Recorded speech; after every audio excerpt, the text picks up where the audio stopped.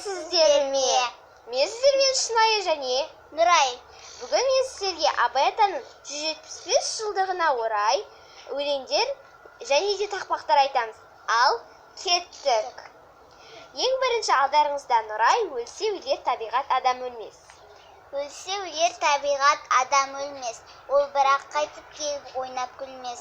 Менікінің айрылғаның өлсе деп ат қойыпты, өкей білмес.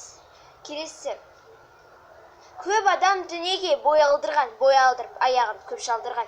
Өлді деуге сияма, ойлаңдаршы, өлмейтұғын артына сөз қалдырған. Келесі өлеңі Абай атамыздың Айттым сәлем қаламқас өлеңі. Екеуміздің орындауымызда. Айттым сәлем қаламқас, саған құрбан мал мен бас. Көрмесем де, көрсем де, көңілім сенен айрылмас. Енді келесі Нұрайдың орындауында ғылым таппай мақтанба. Ғылым таппай мақтанба, орын таппай баптанба, құмарланып шаптанба, ойнап босқа күлуге. Бес нәрсеге асық бол, бес нәрсеге ғашық бол. Адам болам десеңіз, тілеуің өмірің алдыңда.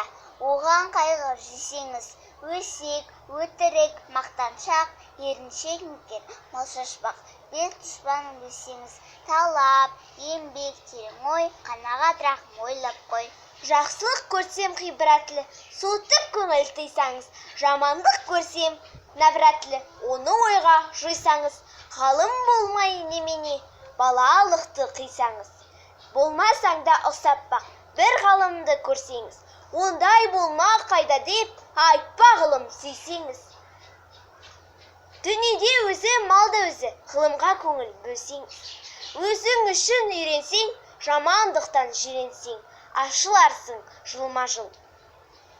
Келесі Абай атаға арналған өлең. Адамдықты көздесең, Абайды оқы ерінбе. Деген сайысқа қатысыңыздар.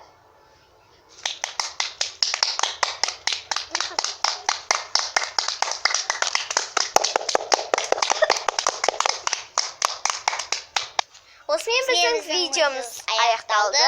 Қош сау болыңыздар.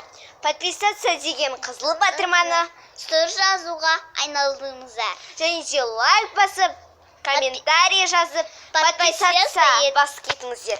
Қош сау болыңыздар.